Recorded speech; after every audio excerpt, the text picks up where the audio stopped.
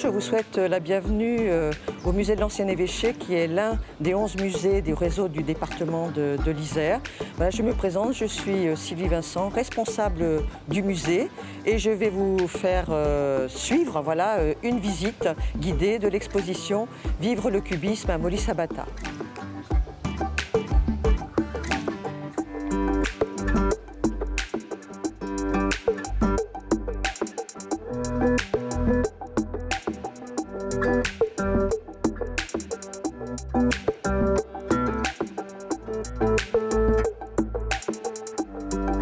Avant de vous présenter l'exposition, quelques mots sur le musée. Donc, le musée de l'Ancien Évêché est situé dans le centre historique de Grenoble. Il est installé dans un bâtiment prestigieux qui est celui l'ancien palais des évêques, d'où son nom, musée de l'Ancien Évêché. C'est un musée qui a une véritable dimension patrimoniale, avec ce très bel escalier du XVIIe siècle, mais aussi la façade de l'Ancien Évêché du XIIIe siècle. Donc le visiteur peut vraiment se faire plaisir en voyant encore le bâtiment avec des vestiges très importants.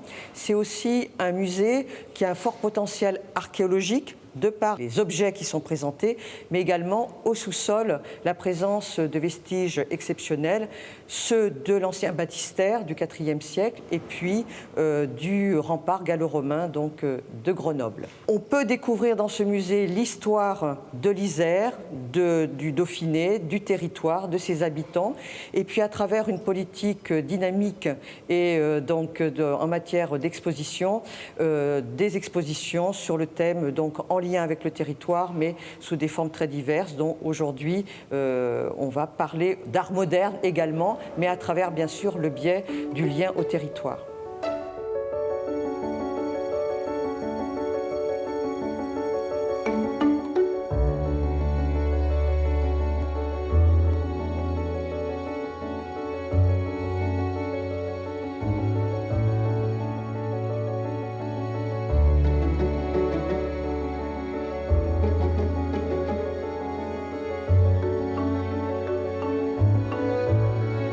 Molly Sabata, c'est un très bel endroit qui se situe à Sablons, dans le nord-ouest du département, qui est peu connu en fait.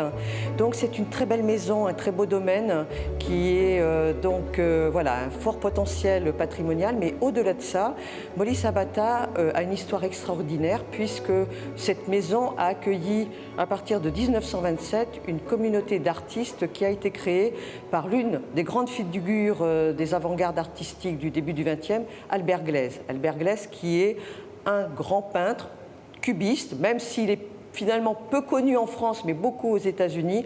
Voilà, donc c'est quelqu'un qui est engagé et qui a souhaité créer une communauté d'artistes autour de son œuvre et de sa pensée.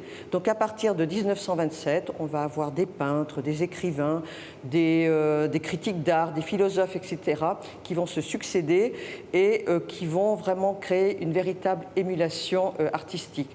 Donc l'exposition Vivre le cubisme à Molly Sabata est consacrée à cette épopée humaine et qui est toujours vivante puisque le site est encore occupé aujourd'hui par la résidence artistique de Molly Sabata.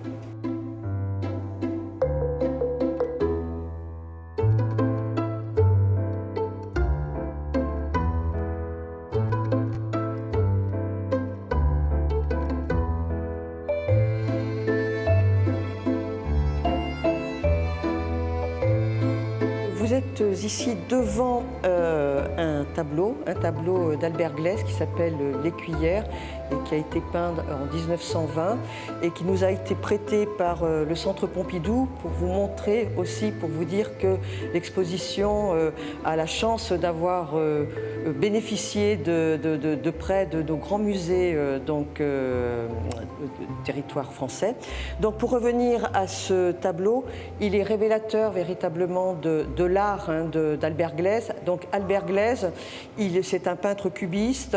Le cubisme est inventé en 1907 par deux grands peintres qui sont très connus, qui sont Picasso et Braque. Et Glaise, lui, va, inventer un cubisme qui est basé sur des formes géométriques, une composition sans perspective et il va faire jouer, mettre en mouvement donc ces formes géométriques qui sont très colorées par ce qu'il va nommer des translations rotations, c'est-à-dire il va faire bouger des plans à droite, à gauche, et ce qui permet de dynamiser véritablement la surface donc picturale.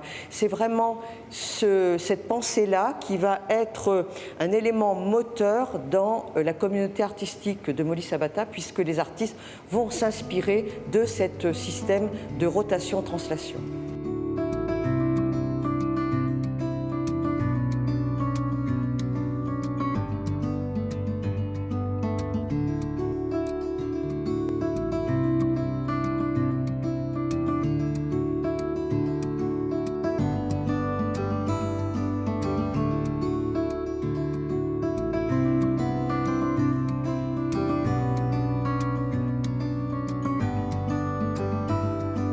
Albert Gleizes, au-delà d'être un grand peintre, est aussi un homme engagé et en créant cette communauté à Molly Sabata, il souhaite prôner un retour à l'artisanat et un retour aussi à la terre.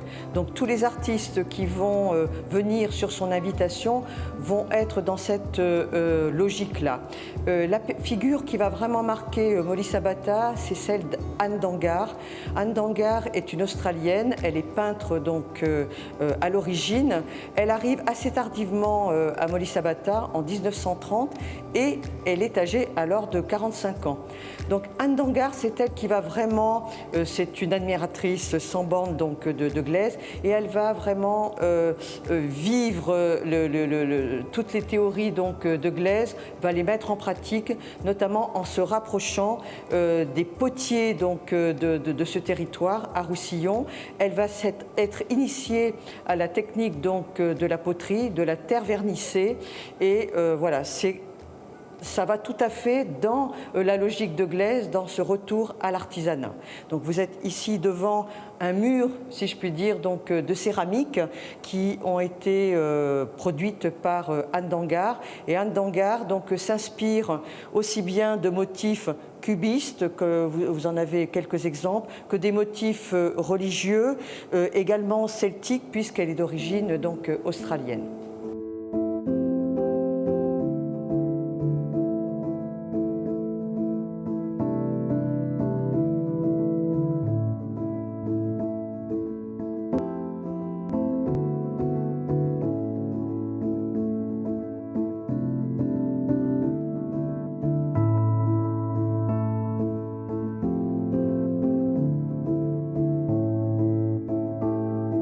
Vous êtes ici dans un espace qui est davantage consacré à la communauté humaine donc, de Molly Sabata.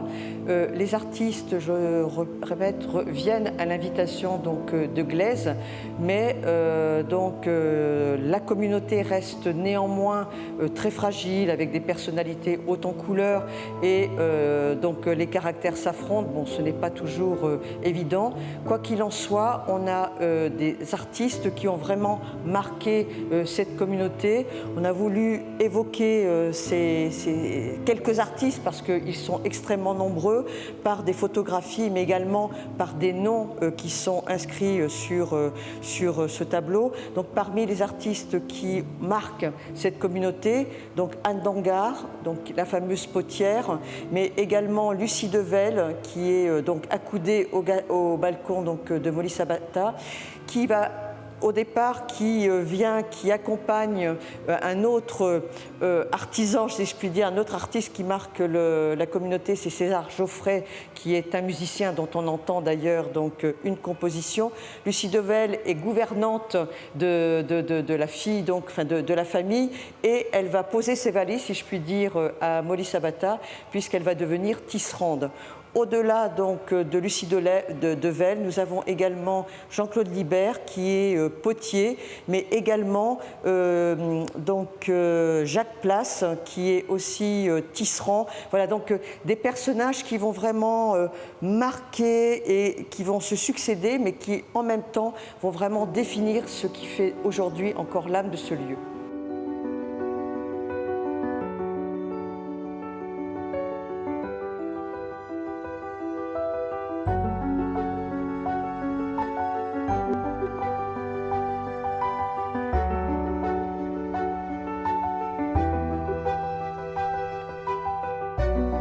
Donc l'aventure de Molly Sabata ne s'arrête pas avec la mort de Glaise en 1953.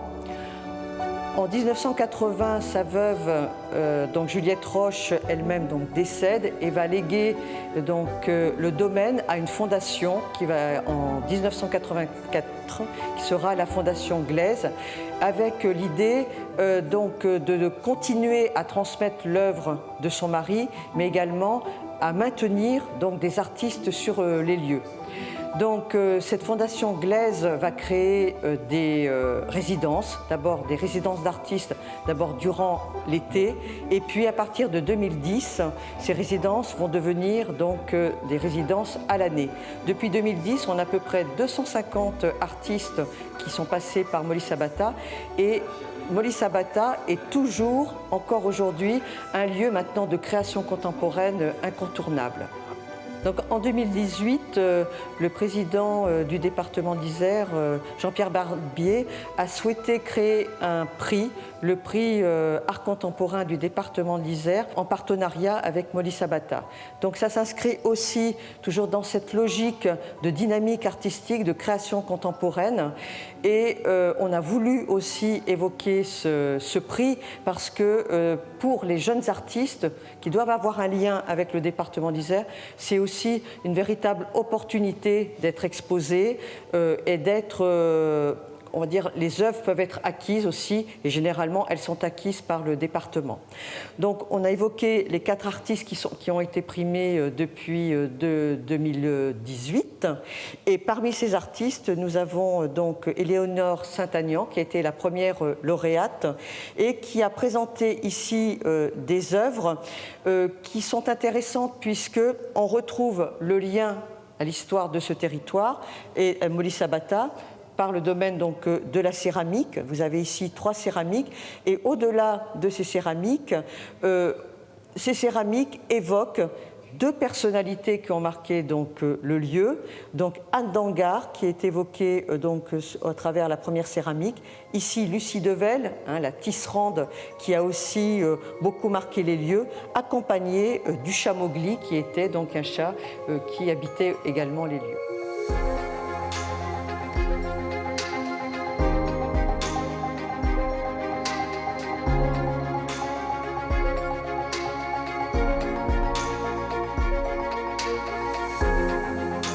Nous arrivons au terme donc de cette visite. Je vous remercie de votre attention.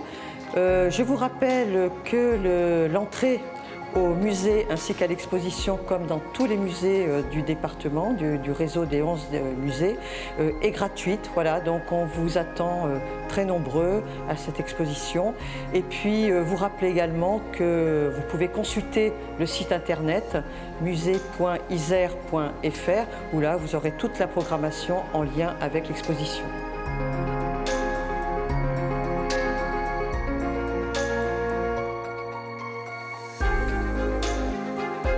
Donc pour celles et ceux qui souhaitent en savoir davantage donc sur l'exposition, je ne peux que vous recommander de lire cet ouvrage, Vive le cubisme à Molly Sabata, qui est l'ouvrage qui accompagne l'exposition, où on a eu la contribution de grands spécialistes, donc d'Anne Dangar, mais également d'Albert Glaise, notamment Christian Briand, qui est conservateur général à Pompidou. Donc il ne me reste plus qu'à vous remercier d'avoir suivi cette visite. Et puis, je vous donne donc rendez-vous pour une prochaine visite guidée au musée de l'Ancien Évêché.